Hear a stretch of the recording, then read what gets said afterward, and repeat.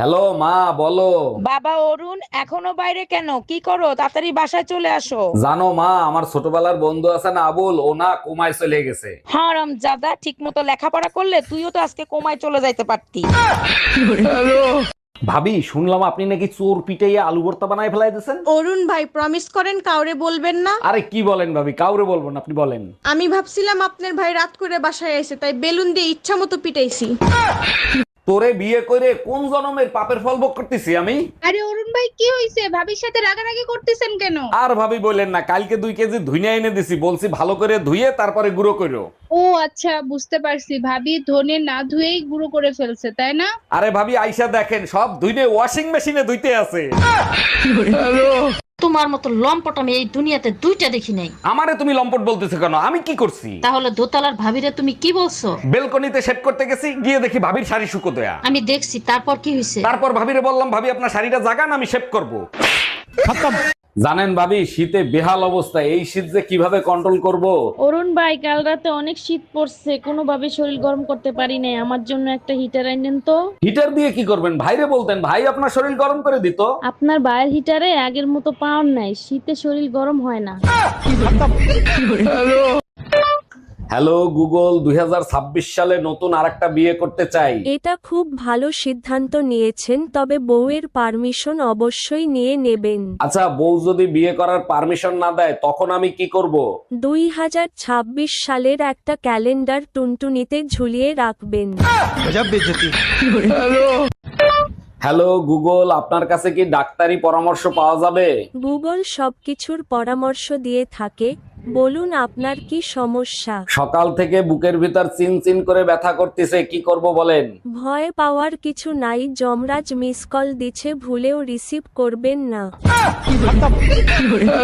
হ্যাঁ, কই তুমি? দেখো আমার না বিড়ালে কামড়াইছে, অনেক ব্যথা করতেছে। সর্বনাশ, 50,000 টাকা দিয়ে বিদেশি বিড়াল কিনে আনছি, সেই বিড়ালে তোমারে কামড়াইছে? তার মানে কি? আমি কি মিথ্যা কথা বলতেছি? এই দেখো, কামড়ায় রক্ত বের করে ফেলছে। আচ্ছা ঠিক আছে, আমি ডাক্তারের কাছে ফোন দিচ্ছি, তুমি দেখো বিড়াল বাইসে আছে না মরে গেছে। অরুণ ভাই, একটা সুসংবাদ আছে, এইবার কিন্তু শীত অনেক বেশি পড়বে।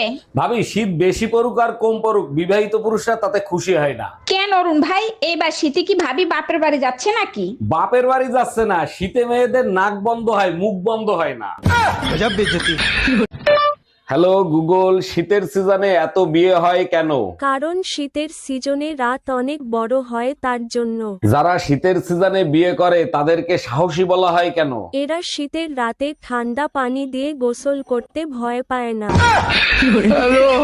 দেখো, তোমাকে ছাড়া আমি বাঁচবো না, তোমাকে আমি বিয়ে করতে চাই। তুমি হিন্দু, আমি মুসলমান, আমাদের সম্পর্ক কেউ মেনে নিবে না। আচ্ছা যাও, তোমার জন্য আমি আজ থেকে ইসলাম কবুল করলাম। আর একটা কাজ করতে হবে, মুসলমানই দিতে হবে। এই নেন প্রেসক্রিপশন, পাশের ফার্মেসি থেকে ওষুধগুলো কিনে নেবেন। আচ্ছা ডাক্তার, একটা কথা জিজ্ঞেস করি। অবশ্যই, বলেন কি জানতে চান। প্রেসক্রিপশনে কি এমন লেখেন যা ফার্মেসির লোকেরা ছাড়া আর কেউ বোঝে না? প্রেসক্রিপশনে লেখা থাকে আমি ফকির বানাইছি, এবার কাঙাল বানানোর দায়িত্ব তোদের। আজকে যদি তুই গোসল না করস তোর খবর আছে। দেখো, আমি সব করতে রাজি আছি, শীতে গোসল করতে রাজি নেই। তুই গোসল করবি না, তোর বাপ গোসল করবে। আমার বাপ দাদা 14 গোষ্ঠীতে কেউ শীতে গোসল করে নাই মরার ভয়তে, আমি গোসল করে মরবো নাকি? কালা পিচেসের বংশ। এই আজকে হুজুরের সাথে কি নিয়ে তর্ক করে আসছো? হুজুর বলল বউকে ভালোবাসলে নাকি ঘরে জান্নাত আসে। ঠিকই তো বলছে, আর তুমি কি বলছো? আমি বললাম, হুজুর অন্যের বউকে যদি ভালোবাসি তাইলে কি আসবে? হুজুর বলে তখন অ্যাম্বুলেন্স আসবে। হুজুর ভুল বলছে, অ্যাম্বুলেন্স আসবে না, মসজিদের খাটলা আসবে। জানেন অরুণ ভাই, ছেলেদের একটা বাজে স্বভাব আছে, ছেলেরা নিজেকে সবসময় রাজা বাদশার মতো মনে করে। রাজা বাদশাহ ভাবার কারণ আছে, আগেরকার মুরব্বীরা বলতো না, সোনার আংটি বাঁকাও ভালো। সেটা ঠিক আছে, কিন্তু যার কিছু নাই সেও নিজেকে কোটিপতি মনে করে কেন? দেখেন ভাবি, যার কিছু নাই সেও পকেটে হাত দিয়ে 6 কোটি টাকার সম্পদ অনুভব করে। হ্যালো গুগল, শীতে শ্বশুর বাড়ি বেড়াতে যাচ্ছি। খুব ভালো সিদ্ধান্ত নিছেন, শীতে শ্বশুর বাড়ি বেড়ানোর মজাই আলাদা। আচ্ছা, শীতের রাতে শালিরে কোলে নিয়ে শরীর গরম করলে কোনো সমস্যা হবে? বউ টের না পাইলে কোনো সমস্যা হবে না, টের পাইলে শীতের রাতে ঠান্ডা পানিতে চুবিয়ে মারবে। ও অরুণ দা, স্যার সকাল সকাল কোথায় যাচ্ছেন? নাস্তা করবেন তো চলে আসেন। আরে রীতা বৌদি, নাস্তা করতেই যাচ্ছিলাম। তা আপনি নাস্তায় কি কি তৈরি করছেন? রুটি, আলু ভাজি, ডিম, উষ্ণ গরম দুধ, আর কি খাবেন বলেন? বলেন কি, তাই নাকি? আমাকে উষ্ণ গরম দুধটা দিলেই হবে, ওটাই আমি তৃপ্তি সহকারে খাই। এই যে ভাইয়া শুনছেন, একটা হেলমেট দেন তো। হ্যাঁ বেবি বলো। বেবি আমার কিন্তু ফার্স্ট টাইম, যা করবে একটু সাবধানে করো, আমার কিন্তু অনেক ভয় করতেছে। আরে বেবি তুমি একদম টেনশন নিও না, কোনো রিস্ক নেবো না। হেলমেট নিচ্ছি, আমরা নির্জন জায়গায় চলে যাব। এই যে ভাইয়া, আপনি যে হেলমেট নিতে এসেছেন সেই হেলমেট আমার কাছে নাই, পাশে ফার্মেসি আছে, ওইখান থেকে নেন। আবে ওই কানা সুদা, নোংরা চিন্তা ভাবনা বাদ দে। গার্লফ্রেন্ডে স্কুটি চালানো শিখাবো, হেলমেট দে। আচ্ছা বেবি, সত্যি করে একটা কথা বলো তো, তুমি আমাকে কত ভালোবাসো? আমি তোমাকে এতটাই ভালোবাসি, এই মনের ভিতর শুধু তোমাকেই রেখে দিয়েছি। ওরে আমার বাবুটা, মন থেকে বের করে অন্য কোথাও রাখবা না তো? তুমি সবসময় শুধু আমার মনের ভিতরেই থাকবে, কারণ ঘরের বউ তোমাকে ঘরে ঢুকতে দিবে না।